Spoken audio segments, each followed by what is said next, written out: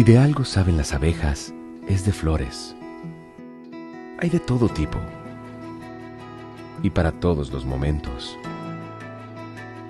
Lo importante no es solo su color, tamaño o forma, sino lo que hace sentir cada una. Y para esos sentimientos trabajan. Igual que el Banco Central, que trabaja para hacer florecer la economía y que sientas estabilidad. Para ese sentimiento de tranquilidad. Para ese sentimiento de crecimiento y desarrollo. Para que la primavera llegue a todos los sectores y los planes de muchos den grandes frutos. Banco Central de la República Dominicana, 75 años trabajando por una estabilidad que se siente.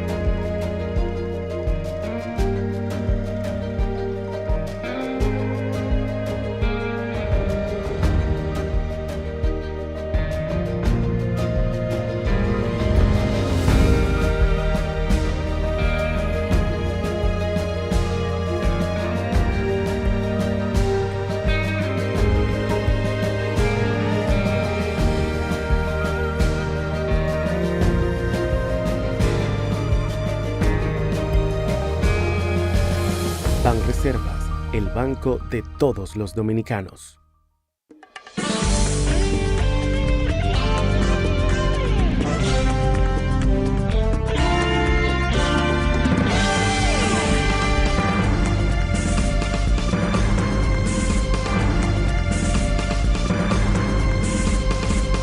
Muy buenas tardes, amables televidentes. Bienvenido a su cita diaria, crepuscular y nocturna en Teleimpacto, que es al final de la tarde, despidiendo el sol y comenzando la noche.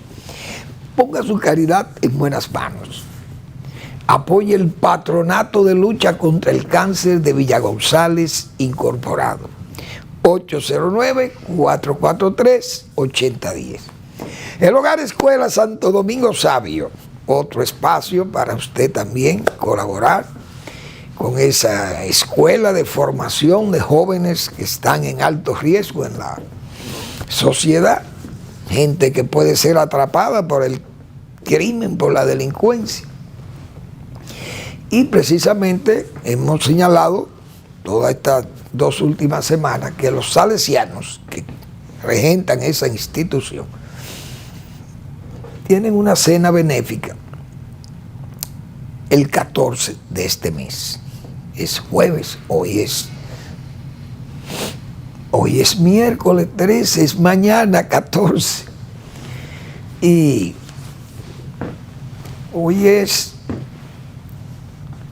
sí señor, miércoles 13. Entonces, el jueves es la cena con una presentación lírica, la lírica dominicana. La Orquesta de la Armada de la República va a amenizar la fiesta. La cena, 1,000 pesos por persona.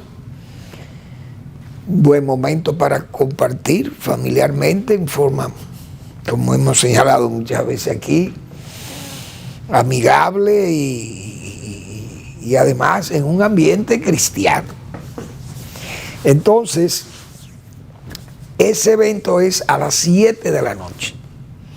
Así que están todos invitados, los que tienen acceso a este programa, y yo creo que vale la pena hacer ese aporte y compartir, porque es una labor social muy importante la que se hace. Bien, el Banco Central anuncia el comportamiento de las remesas durante el transcurso de los primeros 10 meses del 2024 y es un buen resultado, excelente resultado. Es decir, de enero a octubre han entrado al país por remesa en forma, desde luego, formal, valga la redundancia, 8.911.70 dólares al país. 8.911 millones de dólares. Eso es una buena suma. Es decir, en los 10 meses del año, de este año, con respecto al del anterior, fueron 487.5 millones de dólares más. Óigase bien, en estos 10 meses. Es decir, un 5.8% más. La proyección son 10.500 millones de dólares para el año. Octubre, es decir, en este octubre entraron al país 913 millones de dólares, un 10% más que en octubre del 2023. Oiga por dónde es que andamos. Y eso es mucho dinero, porque ese dinero entra al país producto del trabajo de los dominicanos que residen tanto en Estados Unidos como en Europa, fuera del país. Pero de Estados Unidos viene la mayor cantidad, 690 y pico de millones de dólares, de los que llegaron en octubre, casi 700 vienen de Estados Unidos. Entonces, esa es una partida de dinero, de divisa muy importante y que nosotros los dominicanos siempre debemos valorar mucho porque es un dinero muy útil a la fortaleza económica del país. Que sigan los dominicanos trabajando en los Estados Unidos, los que están allí legal, porque la tromba del trumpismo irrumpe como el rayo a partir del 20 de enero en Estados Unidos y uno no sabe, porque Donald Trump es una caja de sorpresa. Parece mentira. Un señor que ya fue presidente de los Estados Unidos y no lo conocemos. Uno no sabe todavía cómo es Donald Trump. Oigan qué cosa tan enigmática, diríamos, que uno diga, pero ven acá, ¿y cómo es posible que un hombre que gobernara 4 años a los Estados Unidos de Norteamérica todavía no sepamos quién es Donald Trump? Porque no lo sabemos. Eso es una caja de sorpresa. Usted no sabe lo que va a pasar ahí. Él está ya nombrando y seleccionando su gente para el gabinete. Y yo me atreví a decir aquí que los primeros que se van a largar de ese gobierno es Elon Musk, que ya anunció, lo han anunciado como jefe de reestructurar el gobierno de los Estados Unidos, un país que tiene más de 100 años liderando el nuevo orden mundial. Óigase bien, liderando el mundo, Estados Unidos. Ahora dice Elon Musk, un exitoso empresario, no hay duda, él y Trump también, que van a cambiar a Estados Unidos porque Estados Unidos está mal. Oigan qué cosa tan loca. Vamos a ver en manos de quién es que va a caer Estados Unidos de Norteamérica, porque por lo que yo veo, ese gabinete que está conformando el señor Trump, eso es dinamita pura. Ese señor Homan lo dan como un, bueno, ese es una especie de ¿cómo le llaman a esto? De los prebotes. Ese es un prebote de la frontera. ¡Ay, Dios mío! Junto con ese gobernador de Texas, minusválido él, tiene problemas de locomoción. Abbott, creo que es apellido él. Óiganme, lo que va a pasar en los Estados Unidos nadie lo sabe.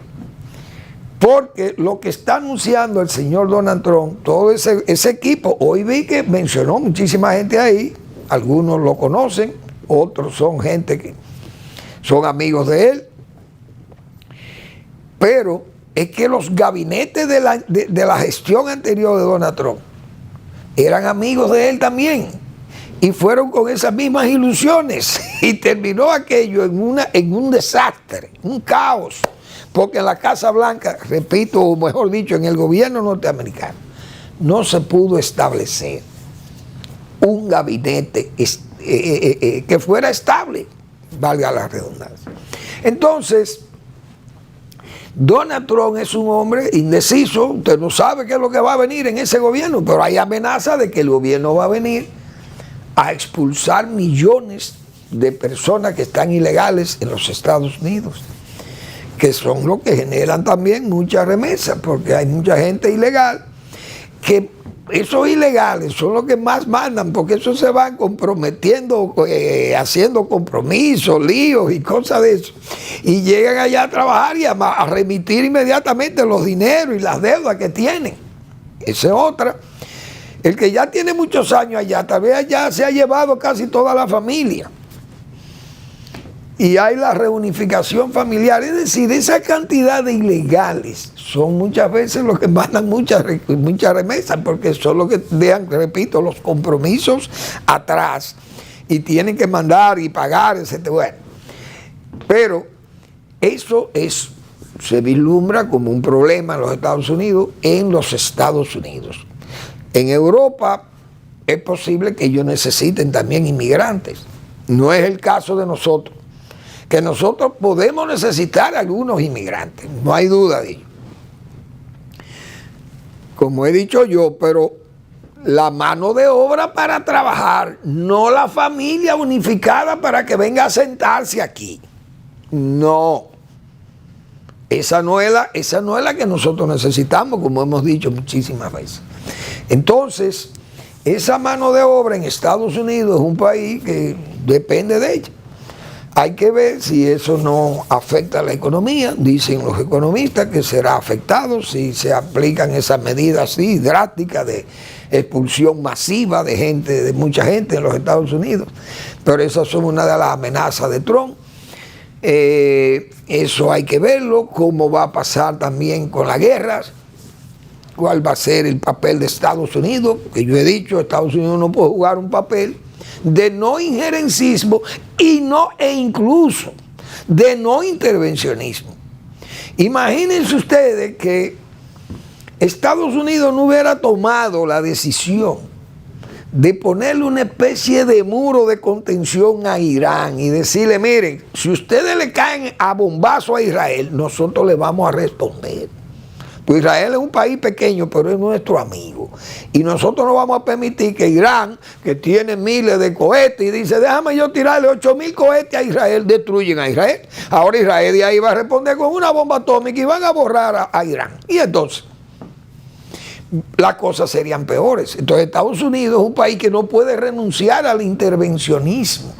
Pero el señor Donald Trump es enemigo de esas políticas. E igualmente del injerencismo, que todavía menos, diríamos, menos grave que el intervencionismo. Pero Estados Unidos es un país que tiene, digo yo, 5.187 bases militares, que tiene posición militar, geopolíticamente hablando, yo creo que hasta en Plutón, hemos dicho nosotros aquí, porque la NASA anda por ahí. Saturno, los anillos de Saturno, en las lunas, en Europa. Óigame, Estados Unidos es un país que no puede renunciar a eso, pero el presidente de los Estados Unidos electo dice que a él no le gusta eso. Entonces, ¿cómo va a ser esta hiperpotencia? En tiempo de él fue una potencia negacionista, no injerencista, no intervencionista. Entonces, todo es rogándole a Dios que Donald Trump venga coherente. Imagínense ustedes cómo será Estados Unidos, porque repito, todavía no conocemos a Donald Trump. Y es la realidad. Todavía no se sabe, repito, un hombre que ha gobernado 4 años, gobernó a Estados Unidos, y que vuelva al poder y no sepamos qué es lo que va a pasar en los Estados Unidos. Porque es que todo es una incógnita. Es un hombre inestable, un hombre con un carácter sumamente difícil. Yo dije aquí que los primeros que se van a largar de ese gabinete son Elon Musk, Robert Kennedy Jr., se va. Marco Rubio, que es el secretario de Estado, tal vez como él es un hombre ambicioso que tiene, parece, intereses o deseos de lograr una candidatura del Partido Republicano a la presidencia de los Estados Unidos, es un hombre que tal vez no vaya a plegarse a los insultos de un hombre como Donald Trump, porque que Donald Trump es un hombre impreciso, usted no sabe, es una interrogación. Y yo recuerdo cuando Nikki Haley estuvo en Naciones Unidas, entonces esas actitudes del Poder Ejecutivo ponían en contradicción aquel discurso de esa dama, un discurso bien duro, bien responsable y condenatorio de los hechos que iban contrarios a los intereses de los Estados Unidos. Pero en todos esos rejuegos de Donald Trump, la mujer renunció, se tuvo que ir de Naciones Unidas.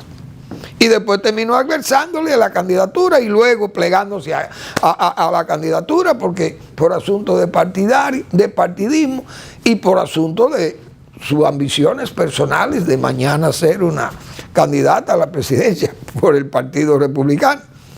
Entonces, yo pienso que Marco Rubio, que es una persona que nos favorece a nosotros como latinos y más a los dominicanos, porque él tiene una posición clara sobre la inmigración, ese vaciado migratorio que ha cometido Haití contra la República Dominicana, tolerado, y él puede ser favorable a nosotros desde ese punto de vista, pero el problema es que las relaciones exteriores de los Estados Unidos no están sujetas a lo que pasa en República Dominicana, porque esto es un esquinita.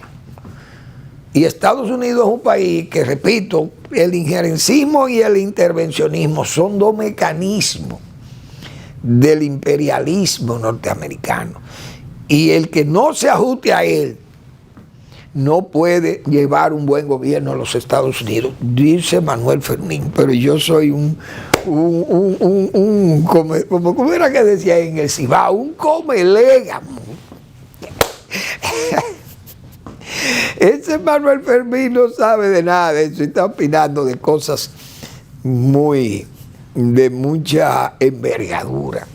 Pero es lo que uno puede ver de un país como Estados Unidos, que ha sido tan decisivo en la política mundial. Y uno no conoce a Estados Unidos allá, pero uno lee las obras que escriben los especialistas de los Estados Unidos. Y uno puede hacer juicio de lo que es Estados Unidos como nación poderosa, hiperpotencia como es. Bueno, entonces yo me reí mucho hoy, que los diputados le exigen a su gobierno, diputados del PRM, le exigen al gobierno obras de construcción en las comunidades que ellos representan. Y nosotros nos ponemos a pensar, señores, pero la verdad es que el gobierno no ha sido exitoso con este asunto de las construcciones. Porque, primero, el gobierno tuvo un inicio de meteórico, como se dice, fue una cosa, arranca el metro, arráncame ¿cómo se llaman estos? Los teleféricos, el teleférico de los Alcarrizos, ponme el teleférico de Santiago, ponme a Pedernales, el proyecto Pedernales, la carretera del Ámbar, póngame ¿qué otra cosa? Bueno, Montegrande, que hay que terminar Montegrande. Las obras que conexa, que lleva Montegrande, van, la Duarte, 4 y ampliación a 6 carriles y 4 retornos. Puente allí, puente por acá. Un tren metropolitano, 2 trenes transversales norte-sur para Santo Domingo. Y yo no recuerdo qué más, pero se han anunciado obras a todas. Las circunvalaciones van a estar así aquí. Por eso digo que me da risa, por no decir frustración, a esos diputados pidiendo obras para sus comunidades. Pero es que el gobierno no ha podido dar respuesta a las obras, ni siquiera las que inició, que uno entendía que eran obras que se podía avanzar y que en 1 año, 2 años ya eso estaba listo y le quedaba espacio al gobierno para seguir trabajando. Señores, la Duarte tiene va a cumplir 5 años trabajándole. Y ese ministro de Obras Públicas, no hay funcionario mejor valorado por el presidente de la República que el ministro de Obras Públicas. Pero, ¿qué es lo que se valora? La ineficiencia, porque las obras están ahí detenidas. O no detenidas, pero la mayoría de ellas están en un estado que no avanzan como debiera ser. No resisten el análisis de un sistema PERS, como se le llama, un sistema de evaluación de ruta crítica, no lo toleran. Vamos a la pausa y regresamos.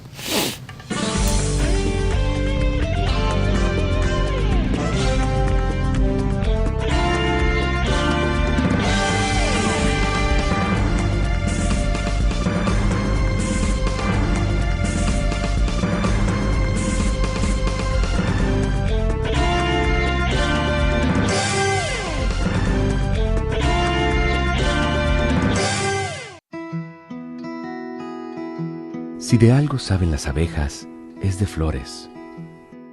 Hay de todo tipo y para todos los momentos.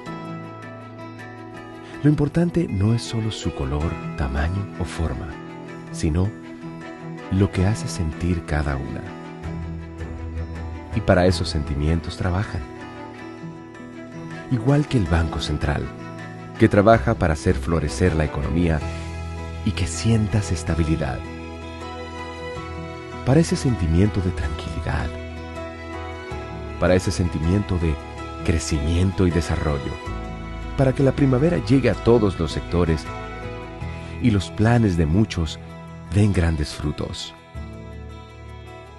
Banco Central de la República Dominicana, 75 años trabajando por una estabilidad que se siente.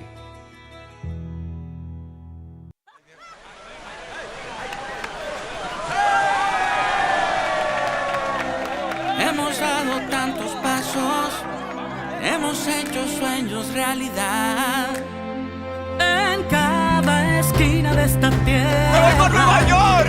vemos toda la felicidad. Oh, oh, oh. Siempre le damos para allá. Equipo que no se rinde, gente buena que da más. En cada esquina de esta bella tierra, la solidaridad es nuestro aliento. Extendiendo la mano, construyendo nuestros sueños. Es que los dominicanos siempre le damos para En Banreservas ponemos el corazón en el crecimiento de nuestra gente, comprometidos en todo momento y ocasión en ser el banco de todos los dominicanos.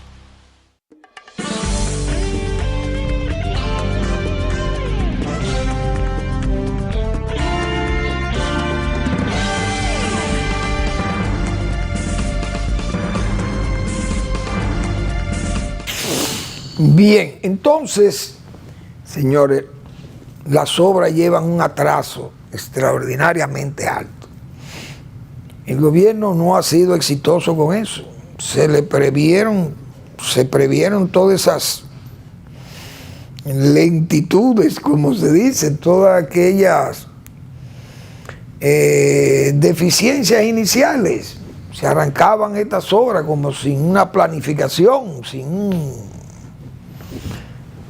tener, bueno, un buen diseño. Muchas veces, otras veces cambiaban diseño, como a la cañona, como se dice vulgarmente.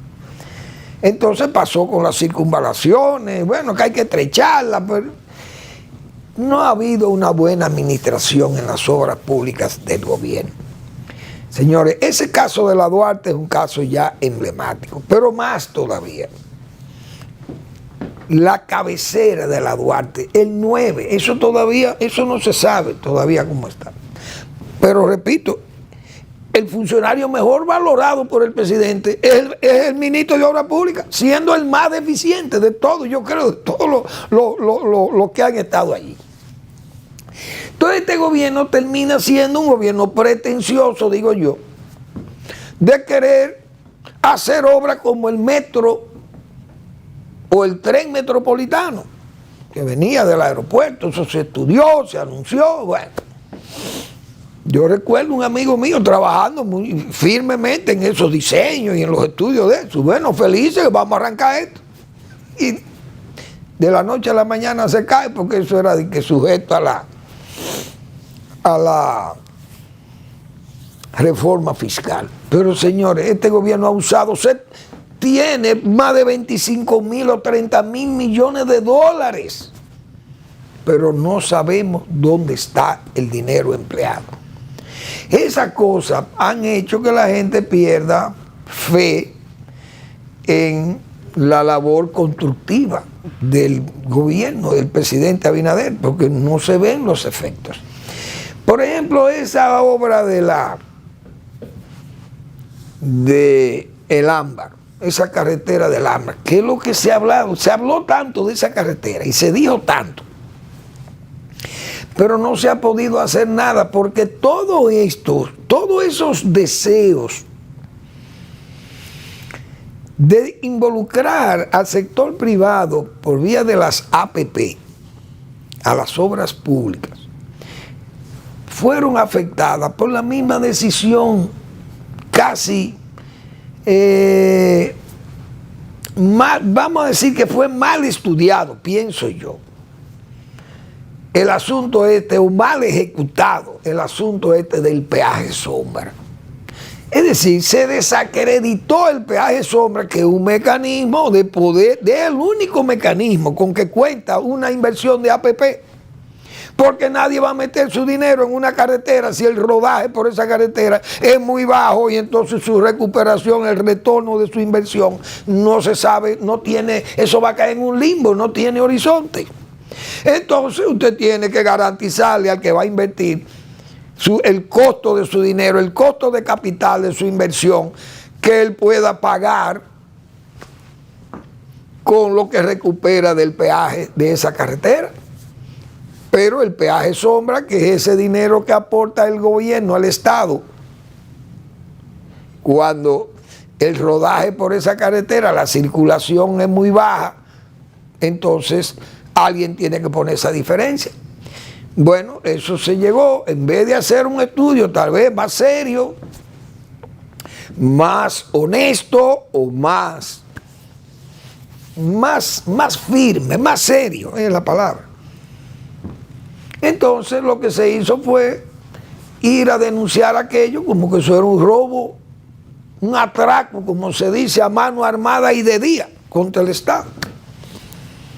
Bueno, ya si yo quiero hacer el Ámbar, ¿quién me va a dar el dinero de ese peaje sombra? El gobierno ya desacreditó ese método. Pero nadie se atreve a hacer esa carretera si no es con un peaje sombra, porque el gobierno lo sabe. Entonces esa carretera ahí está detenida, eso no se ha hecho nada. Pero eso se anunció con bombo y platillos, como se dice, pero no se resuelve, ni siquiera se inicia. Entonces la carretera Navarrete-Puerto Plata está muy buena, sus rodajes, todo. ¿Qué es lo que hay que hacer, señores? Pero de Navarrete a Santiago, eso es 20 minutos.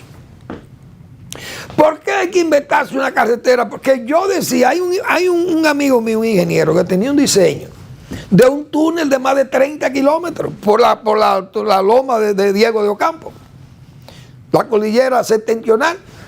Un túnel de 30 kilómetros que llegara ¿a dónde? A Puerto Plata, por ahí.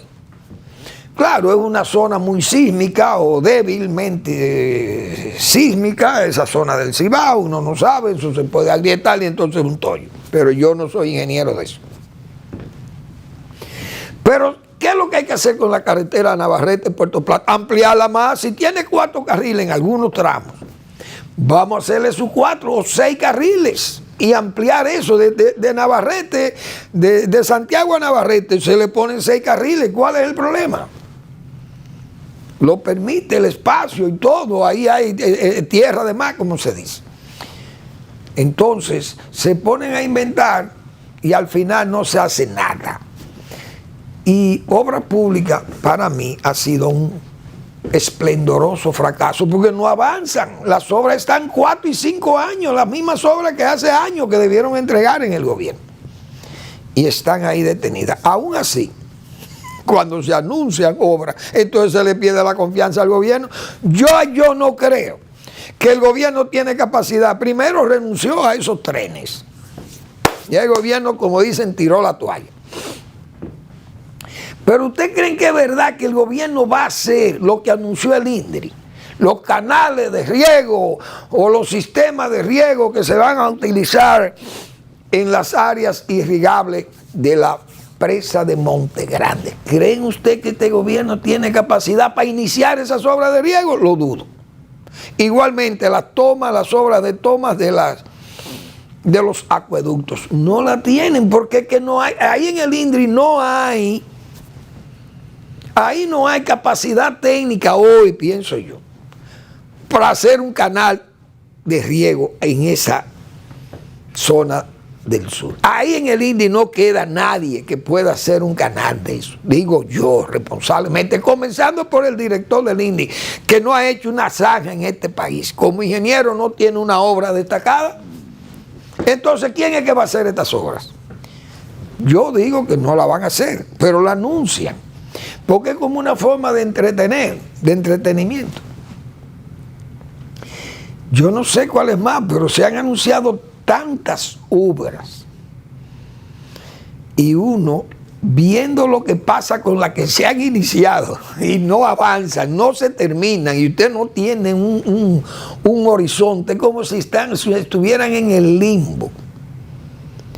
Y así, eso no se puede llamar eficiencia administrativa, pienso yo. Yo estoy equivocado, pero eso se llama ser pretencioso.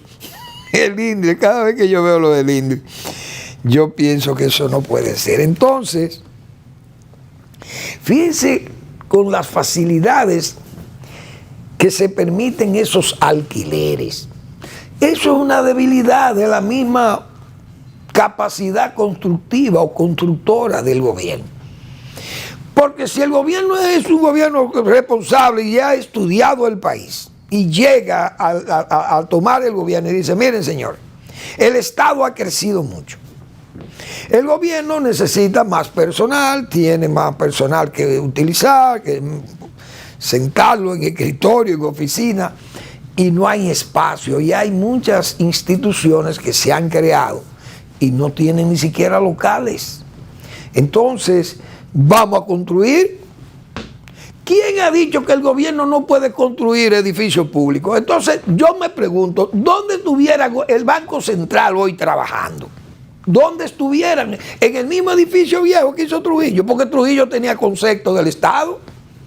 Hizo lo que era necesario para el Banco Central en esa época. Ahí está ese edificio, el edificio viejo que está enfrente.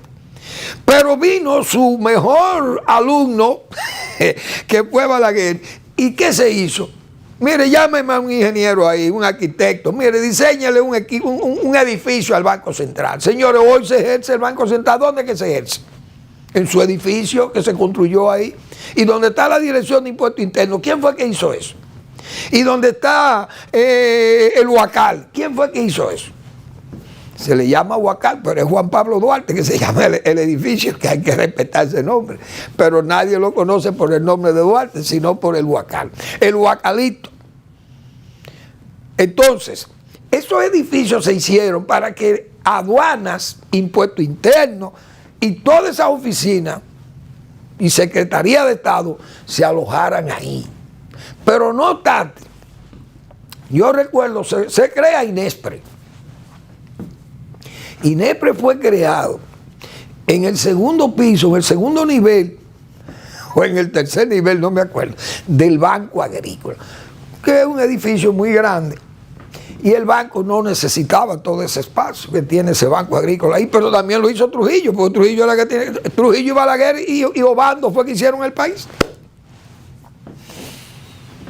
Bien, INESPRE tiene demasiadas funciones, es una institución que va a crecer en el futuro se necesita hacerle un edificio.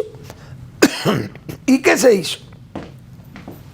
En el año 1974 ya se estaba inaugurando el edificio de donde está hoy el Tribunal Constitucional, donde estuvo el INEPRE grande, no este INEPRE de ahora, que es una musaraña. Pero INEPRE se mudó a su edificio y ahí fuimos a trabajar. La gente que fuimos a trabajar ahí. Igualmente la Junta Central Electoral, donde estuviera. ¿Dónde estuvieran las Fuerzas Armadas hoy? En el mismo edificio viejo de la feria. ¿Dónde estuviera el Instituto Agrario? Pues, metido por ahí. ¿Quién sabe dónde? En la feria también, en 2 cuartuchos. Cedopex o Proindustria. ¿Dónde iban a estar? Había que construir esa oficina. Entonces hubo un gobierno que se dedicó a construir, pero no había un funcionario que se atreviera a hacer un contrato como esos contratos que se están haciendo de alquiler. Porque uno sabe que esos contratos están llenos de mañas. Porque ¿cómo yo voy a hacer contratos a 10 y a 20 años si yo voy a hacer un gobierno de 4 años? O de 8 años. ¿Por qué tengo yo que comprometer a gobiernos posteriores, la posteridad, comprometerla con un contrato de ese tipo leonino? A todas luces se ven leoninos y mafiosos. Se ven fraudulentos desde el punto de vista del arreglo que se ha hecho. Porque no es que sea ilegal alquilar un local, no es ilegal que el Estado alquile locales, no lo es. Pero, señores, usted hacer contrato a 20, a 10 años, a 15 años, cuando usted va a estar 4 años en un cargo, a todas luces eso se ve mafioso. Que a propósito de mafioso, señores, ayer yo decía que estamos viviendo en 2 repúblicas dominicanas. Estamos viviendo en una República Dominicana, decíamos nosotros, en que la Policía Nacional, la policía tiene un comportamiento en la zona del perímetro central, como el polígono central. Es una policía educada, tranquila, es una policía que vigila, es la policía que está siempre activa en las calles y esas camionetas y esas motocicletas están muy activas. Y hay otra policía que es represiva allá en la periferia y todo eso y se ve violenta y siempre hay altercados y cosas de eso. Al revés pasa con AME, decíamos nosotros. AME en el polígono central le exige a todos los conductores, nos exige todos los documentos, tiene todas las exigencias. Cinturón de seguridad, las luces. Usted ve un carro con una luz apagada, pero lleva una luz encendida pequeña y ese carro es detenido, que se le puede haber dañado a uno la luz en plena calle, pero aparece un AME y te para por la luz. En la periferia, todo el mundo, la mayoría andan sin luz, sin faroles, sin frenos, sin vidrios, sin gomas, sin seguro, sin licencia y además son haitianos, sin identificación. Pero ahí no trabaja. DGC no le importa eso. Entonces, así no se puede tener un país, decía yo, un país con dos. La basura allí, la basura limpia aquí y la basura presente en toda la periferia norte de la capital y en las áreas también del este y del oeste de la capital. Tenemos 2 repúblicas dominicanas. Hablé hasta de la diarquía entre el sector agropecuario y el sector del Poder Ejecutivo. Hay 2 gobiernos. Yo he dicho que el presidente no se atreve ni siquiera a remover un funcionario del sector agropecuario, digo yo. Tal vez peque de exagerado, pero bueno, que me den pruebas o evidencia de que yo lo que estoy diciendo es disparatado. Pero también hay otra una doble justicia en el país. Aquí hay una justicia para pobres. Pobres, generalmente negros, muy pobres. El negro, muy pobre. Y blanco, pobre. Pero generalmente una justicia para pobres. Y hay una justicia para ricos. aparentemente, y para blancos o blanquitos, como se les señala.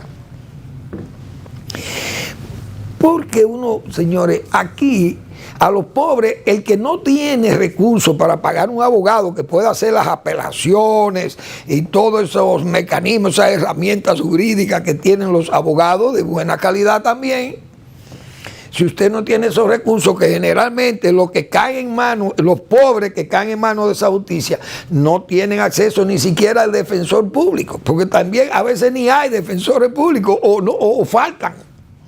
Son demasiados los casos de los pobres. Entonces a los pobres le cantan todas esas medidas de coerción y tienen que irla a cumplir, porque no tienen ni siquiera cómo cubrir abogados o contratar abogados que puedan hacer esas apelaciones jurídicas, repito.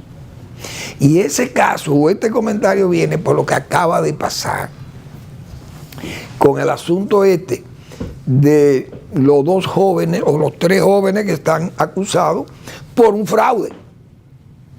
Pero bien, eso no quiere decir que los jóvenes no puedan estar en sus casas esperando para ser llevados a un juicio sólido, un juicio fuerte, un juicio donde se tenga un juicio de fondo, como se le llama, y donde haya que exponer las pruebas y todas las pruebas que se han recogido en forma lícita que pueda presentar el Ministerio Público. Y bien, esas cosas son entendibles, pero después que uno lee lo que dice el Ministerio Público, las cosas no son tan fáciles. Vamos a una breve pausa y vamos a seguir con ese tema.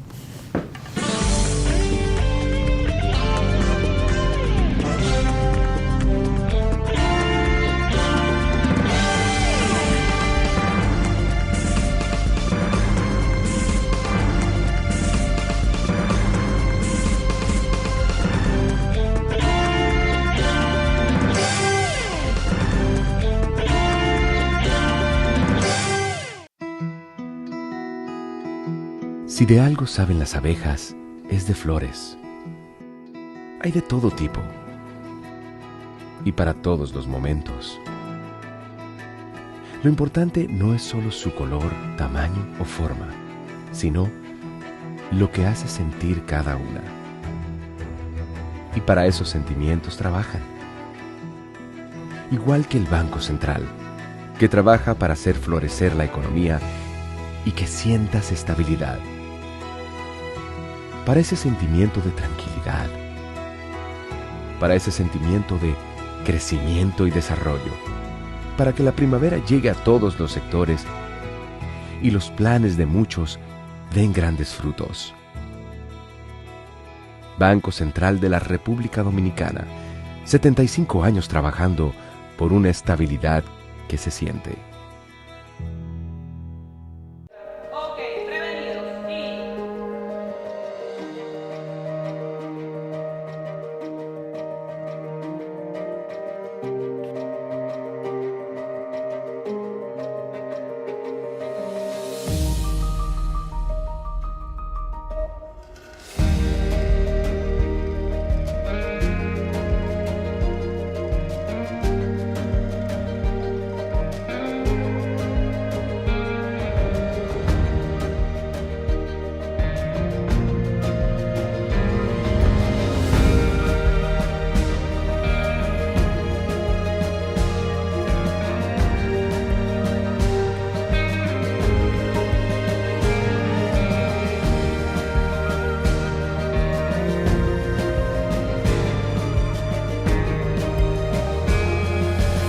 Banreservas, el banco de todos los dominicanos.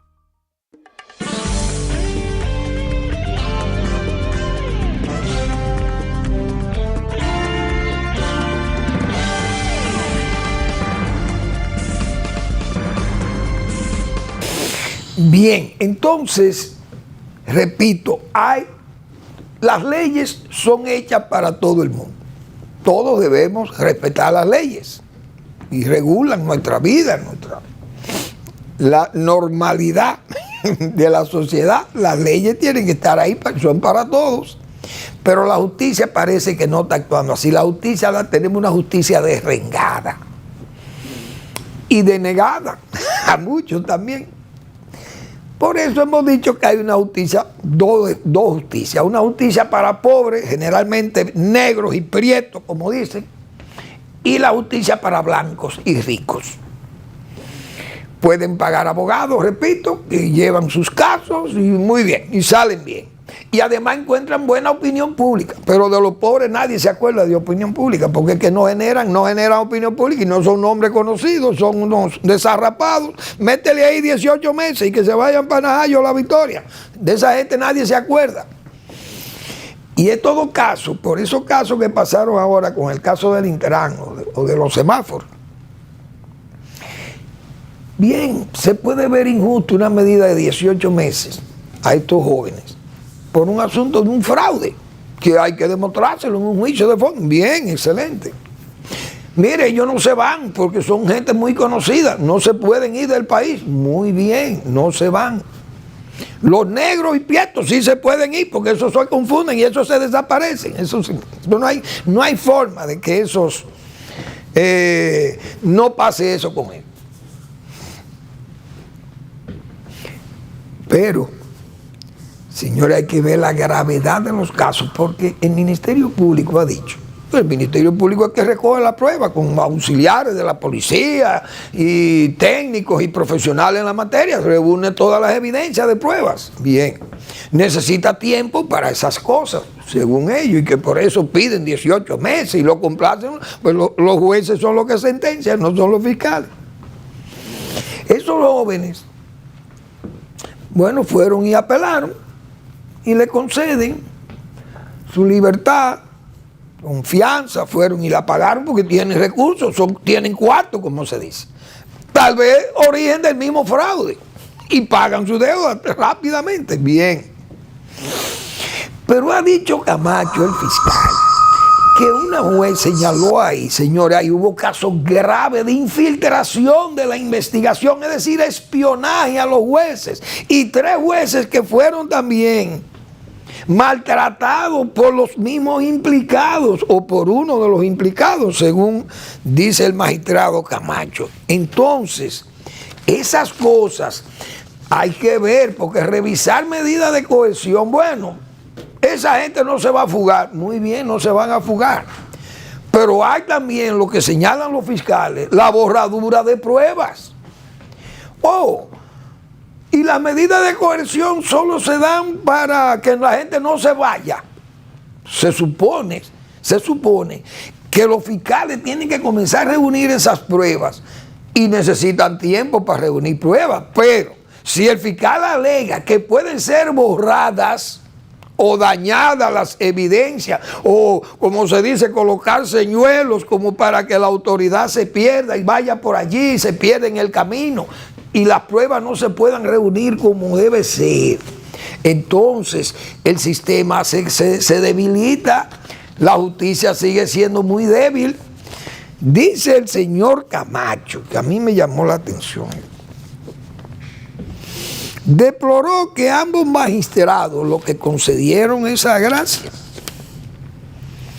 ignorando las pruebas presentadas por el Ministerio Público y las observaciones de la presidenta del tribunal, Isis Muñoz, sobre la gravedad de los hechos que se le imputan al grupo que incluye al señor Pedro Padovani.